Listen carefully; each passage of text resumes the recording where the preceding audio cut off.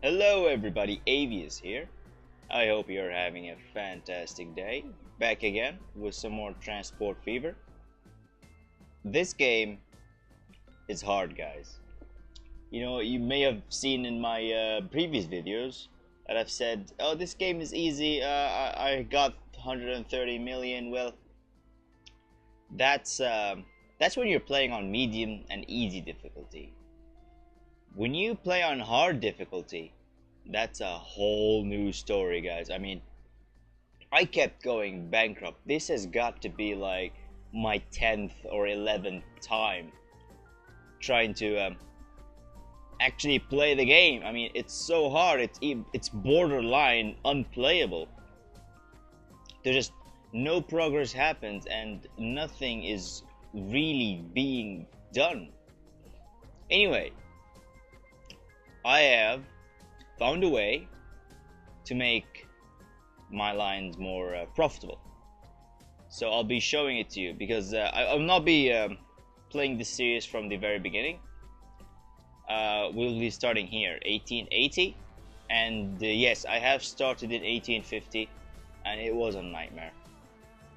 I just had to wait and stare at my computer screen forever until it reached that year, and I started to actually use my balance sheet or income statement. I started to actually make 264, 252k a year, which is, I mean, yeah. So let's get right to it then. See what have I done.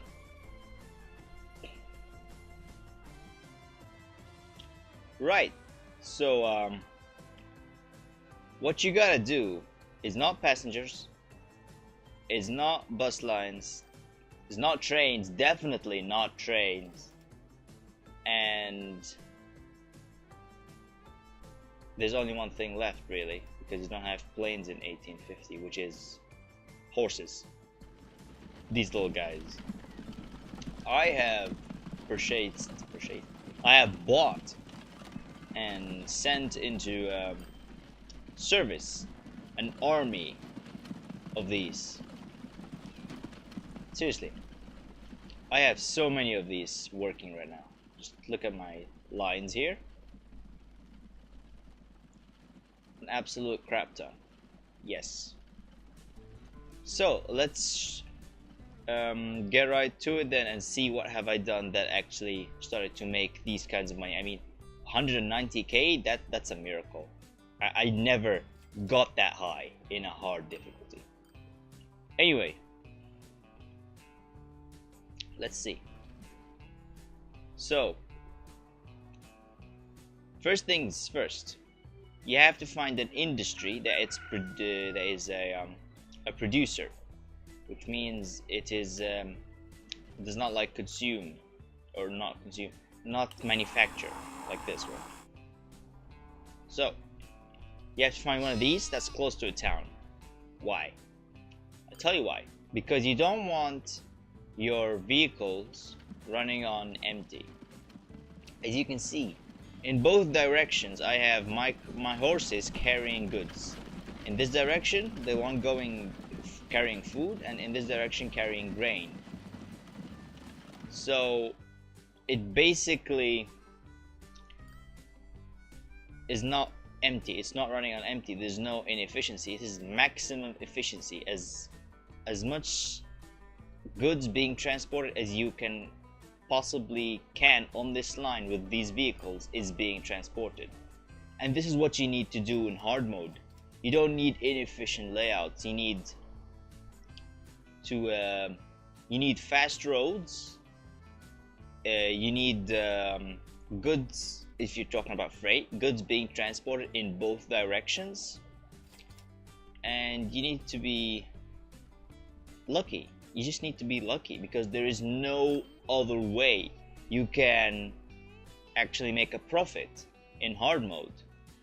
Just in any other way, there's just no other way. I have tried everything: ships, trains, even this without the back and forth thing, and yeah, this is the only thing you have to do.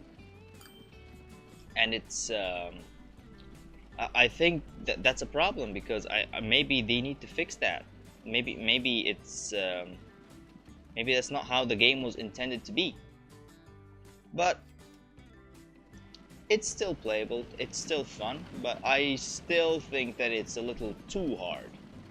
I mean, to have a layout like this, you gotta have to be lucky because the maps are random. You see, there's almost no other town except almost this one. That's it's not that close, but it's still, I tried to get as close as possible. But it's not making as much money. Let's show you visible. See, it's only making, well, I need to make more vehicles here. I'm gonna do that soon. However, it won't be making as much money as this one because here it's much closer. Where is it? Oh, I lost it again. Oh, it's much closer to, wait, what am I saying? It's actually making,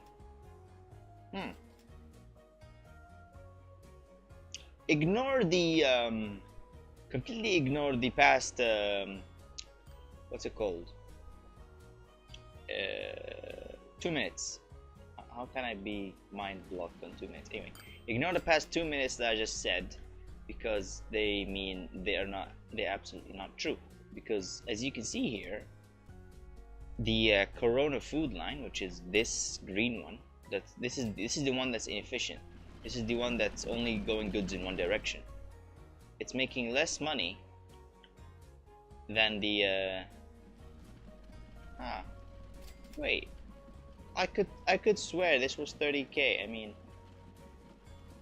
oh bloody hell. Anyway, as you can see, it's obvious when you have goods going in both directions. As you can see, here is construction material and here's going is stone. Of course, this is not the maximum it can happen. I still need to improve on that, and I will in the future. You can see it makes 4 or 5 times the money, which is so good. You just don't have any wasted time, and this is what you want to do. You want to have goods going in both directions. This would be your best layout, and then you can afford to have these short, inefficient routes that only have goods going in one direction and lose a little bit of money in it. So I was going to replace. Actually, let's wait to the year 1881. Speed it to the year 1881, and by then we would have made 500,000, and we would pay the final loan, not the final loan, the 500 of this 700, and we will have lower loan interest. Because also, one more thing, loans, you don't want loans in hard mode. They will kill you. Basically, every time I would have take a big loan at the beginning to make an aggressive move or a big investment in something, and it's completely inefficient, it would backfire because the loan would be too much and the profit made would be too little.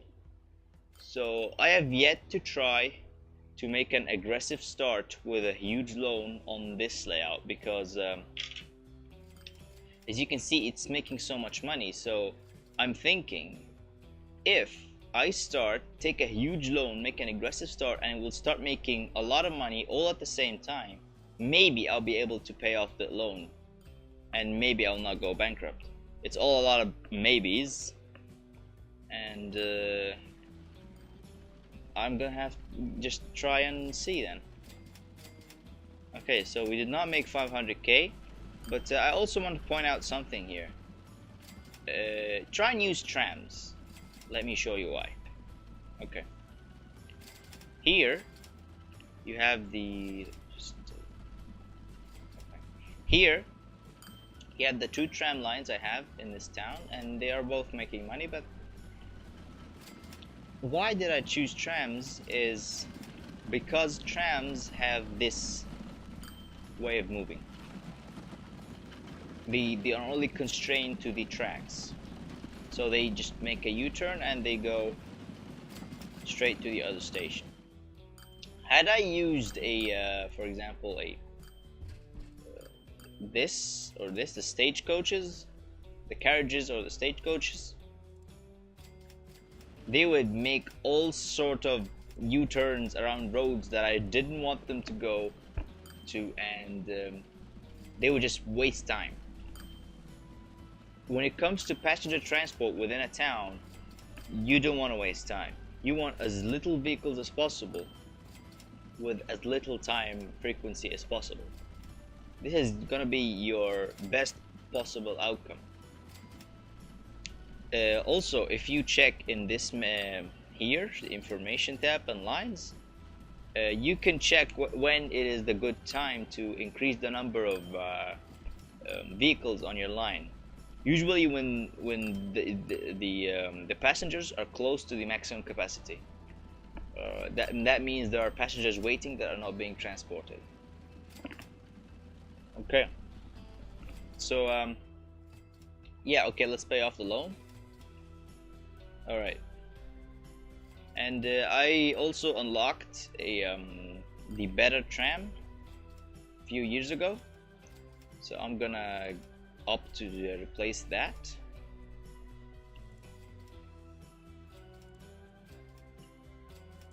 Right. Okay, so now that's gonna replace. And my next move is going to be I'm thinking I'm going to make some calculations about trains. So I'm going to build a train depot.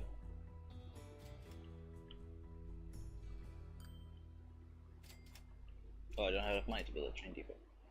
Well, I'll wait until I get enough money to build a train depot, and I'll build a train depot. I will make some calculations on whether my current profits, which is a margin of 264, 258, 250. So I'm gonna take a mean value of 252 and see if this net profit can support to make a train that goes from Corona to Roseville. And also I need to know the amount of money that would be needed to make a track from Roseville to Corona. So this is my next move, which will be in the next part of this series. So thank you so much for watching, guys. I hope you've enjoyed this video and the useful information that I have discovered.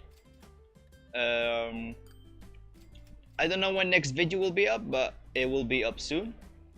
Also, if you're interested, I'll be uploading Tiger Knight gameplay very soon. Hopefully next video will be co-op, so stay tuned for that. Again, thank you for watching, and I hope you have a fantastic day.